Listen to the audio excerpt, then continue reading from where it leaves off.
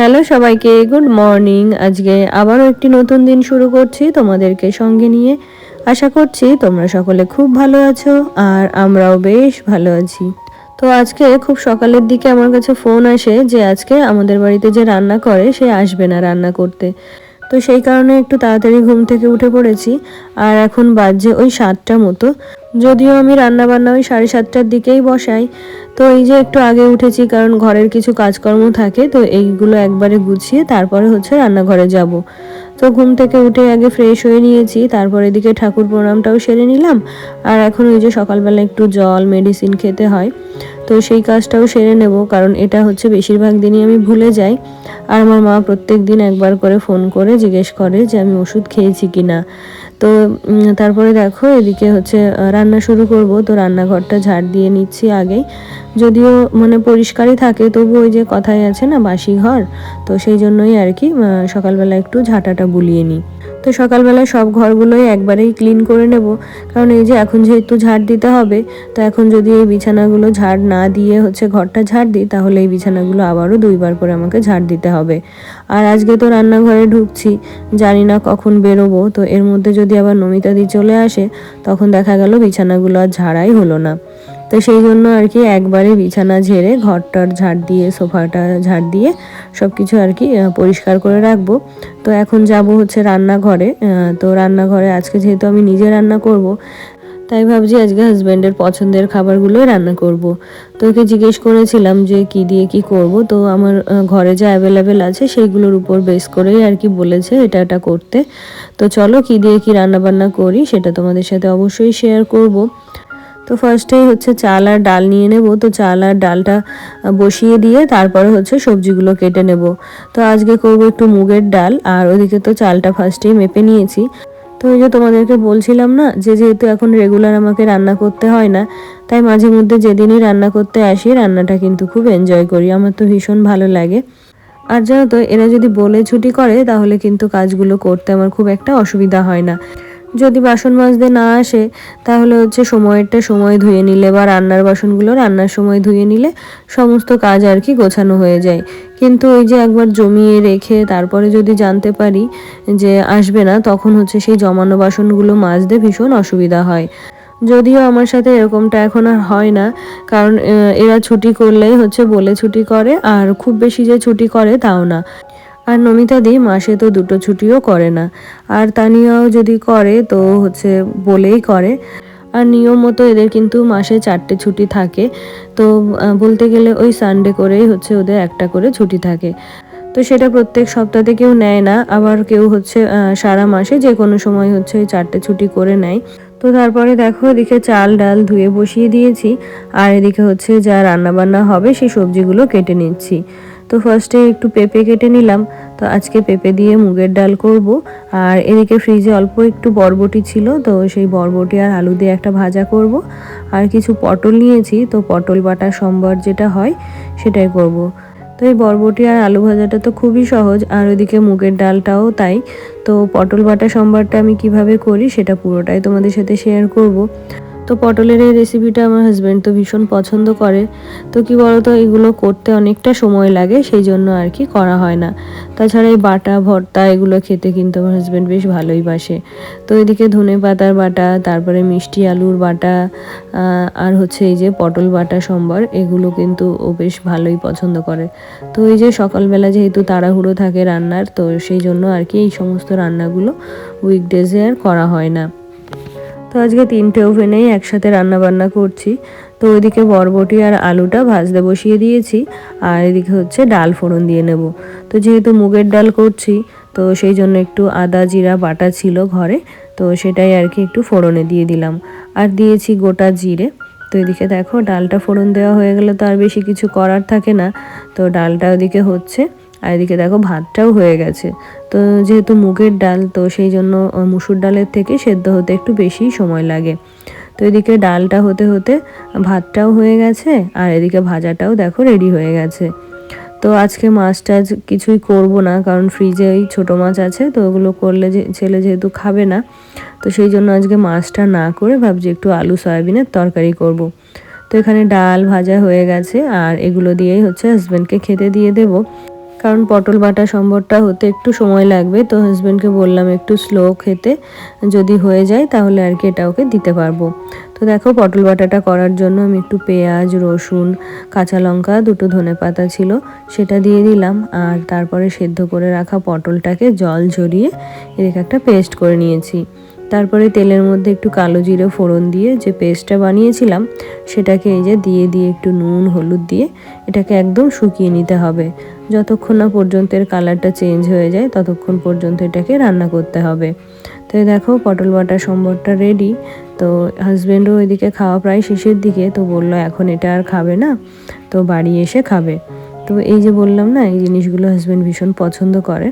তো ওইদিকে সকালবেলার খাওয়া দাওয়ার জন্য ওই যে পটল বাটা, তারপরে আলু বরবটি ভাজা, ডালটা হয়ে গেছে।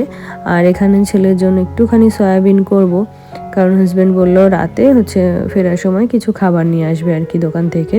তো সেই জন্য মাছই বলো বা ডিমই বলো ওগুলো কিছু আর করছি না। তো ছেলে যেহেতু সকালে আর দুপুরে খাবে, তো সেই জন্য একটু সয়াবিন করলাম। যদিও এটা না করলে হতো, কারণ ডালের মধ্যে পেঁপে দেওয়া আছে, তো ওই ডাল পেঁপে দিয়ে আর মিষ্টি দিয়ে ওর খাওয়া হয়ে যেত, তবুও একটুখানি করে রাখলাম আর কি। তো এদিকে আলু আর সয়াবিনটা সেদ্ধ করতে বসিয়ে এদিকে রান্নাঘরটা ক্লিন করে নিচ্ছি। তো রান্না মোটামুটি তো প্রায় শেষের দিকে, মানে এই তরকারিটা হলে আর কি হয়ে যাবে। তো সেই জন্য রান্নাঘরটা বেশ ভালো করে গুছিয়ে নিয়ে তারপরে হচ্ছে বাকি রান্নাটা করব। না হলে ওই এলোমেলোভাবে ছড়িয়ে ছিটিয়ে কাজ করতে যেন তো আমার একদমই ভালো লাগে না। তো এদিকে আলু সয়াবিনটা সেদ্ধ হয়ে গেছে, আর এদিকে এগুলোকে আগে ভালো করে ভেজে নেব। তো ফার্স্টেই হচ্ছে আলুটাকে একটু লাল লাল করে ভেজে নিই, তারপরে হচ্ছে সয়াবিনটা দিই। না হলে আলু আর সয়াবিনটা একসাথে দিলে সয়াবিনটা যেহেতু তেলটা অ্যাবজর্ব করে নেয়, তো সেই জন্য আলুটা খুব ভালো ভাজা হয় না। আর জানো তো প্রত্যেক দিনই ভাবি যে বৃহস্পতিবারটা একটু নিরামিষ খাবার দাবার খাবো, কিন্তু ওই যে কোনো না কোনোভাবে আমিষ খাওয়া হয়েই যায়। তো ফার্স্টের দিকেই তো ঠিকই ছিল, কারণ মুগের ডাল, তারপরে ওই যে আলু বরবটি ভাজা, আর ওই যে পটলের মধ্যে একটুখানি পেঁয়াজ রসুন দেওয়া হয়েছে, আর সয়াবিনের মধ্যেও একটু পেঁয়াজ রসুন দিয়েছি। কারণ একে তো মানে সয়াবিন, তাতে যদি একটু পেঁয়াজ রসুন না দিই তাহলে কিন্তু একদমই খেতে চাইবে না। তো মাছ মাংস ডিম এগুলো না খেলেও এই যে পেঁয়াজ রসুনের জন্য একটু আমিষ খাবার কিন্তু খাওয়া হয়েই যায়। তো একটু গরম মশলা আর একটু চিনি দিয়ে তরকারিটাকে নামিয়ে নিলাম। আর আগে তো বেশিরভাগটা রান্না হয়েই গেছিলো, আর রান্নাঘরটাও মোটামুটি ক্লিন করে নিয়েছি।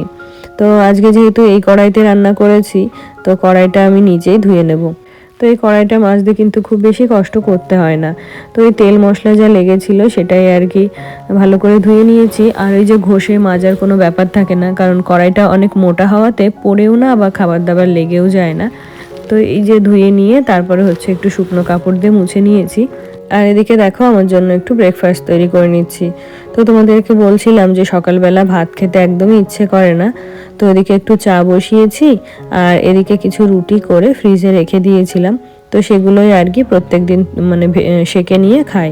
তো প্রত্যেক দিন আটা মেখে রুটি বেলে রুটি করাটা আমার কাছে একটু ঝামেলারই মনে হয়। তো রুটিগুলোকে এইভাবে একটু যদি মানে বেলে ফ্রিজে রেখে দিই তাহলে বেশ সপ্তাহখানেক হয়ে যায়। তো এদিকে দেখো 3টে রুটি সেঁকে নিয়েছি, আর একটা ডিমের পোস্ট তৈরি করলাম। আর ওইদিকে বরবটি আলু যে ভাজাটা করেছিলাম ওটা নিয়েছি, আর 1 কাপ দুধ চা করে নিয়েছি। তো সকালবেলা এই ধরনের খাবার হলে বিশেষ করে শীতের সময় মন্দ হয় না। আর জানো তো এই রুটিটা আমি করেছি মানে সেদ্ধ আটার। তো আটাটাকে গরম জল, তার মধ্যে একটু সয়াবিন তেল আর একটুখানি নুন দিয়ে জলটাকে ফুটিয়ে তার মধ্যে আর কি গমের আটাটাকে সেদ্ধ করে নিয়েছি। তো সেটা থেকেই আর কি রুটিটা তৈরি করে রেখেছি। তো এতে করে কি হয় বলো তো, রুটিটা তো ভীষণ সফট হয়, আর খেতেও কিন্তু অনেক টেস্টি হয়। কারণ ওই যে ডিরেক্ট কাঁচা আটা গুলে যে রুটিটা, ওটা কিন্তু আমি একদমই মানে খেতে পারতাম না, কেমন একটা শুকনো শুকনো লাগে, বা যতই ভালো করে তৈরি করা হোক না কেন ওটা একটু শক্তই হয়ে যায়। তো এইভাবে সেদ্ধ আটার রুটি করলে রুটিটা খেতে তো ভীষণ সুস্বাদু হয়ই, তাছাড়াও ভীষণ সফট হয়। মনে হয় যে ময়দার তৈরি করা রুটি খাচ্ছি, তবে ভীষণ সফট। তো রুটিগুলো যেহেতু খুব ছোট হয়েছিল তাই আর কি 3টে সেঁকে নিয়েছি। তাছাড়া কিন্তু 2টো রুটি হলেই আমার কিন্তু হয়ে যায়। তো ওই যে 10-12টা মতো করে রেখেছি, যাতে করে 1 সপ্তাহ আর কি হয়ে যাবে একবারে করলে। তো ওই একদিনই একটুখানি কষ্ট করতে হয়, কারণ ওই আটাটাকে ওইভাবে মেখে আর রুটিগুলো বেলে রাখতে হয়। তাছাড়া প্রত্যেক দিন এইভাবে ফ্রিজে যদি মানে বেলা থাকে তাহলে আর কি খুব একটা অসুবিধা হয় না। তো এদিকে দেখো এর মধ্যে নমিতাদিও এসে কাজ করে দিয়ে গেছে। আর হচ্ছে ওই খাটের সাইডগুলো নমিতাদির কাছ থেকে মপটা নিয়ে আমি নিজে হাতে করে আর কি মুছে নিলাম। তো কি বলতো, প্রত্যেক দিন একই ধরনের কথা আমার বলতে ভালো লাগে না। তো বলাই আছে যে জালনাগুলো, যেহেতু বক্স জালনাগুলো তারপরে খাটের চারপাশগুলো একটুখানি মপ করে দিতে। তো ওই যে খেয়াল খুশি আর কি, বললে দেয় না বললে দেয় না। তো আর কি সেই জন্য ভাবলাম যে আমি আর কি করে নিই মপটা নিয়ে। আর কি বলতো, যেহেতু নমিতাদি সকালবেলায় চলে আসে কাজ করতে, তো সকালবেলায় ঘরদোর পরিষ্কার হয়ে গেলে আমার আর পরে ইচ্ছে করে না যে আবারও একটু মপ নিয়ে ঘর মানে ফাঁকা জায়গাগুলো বা মুছে নিই।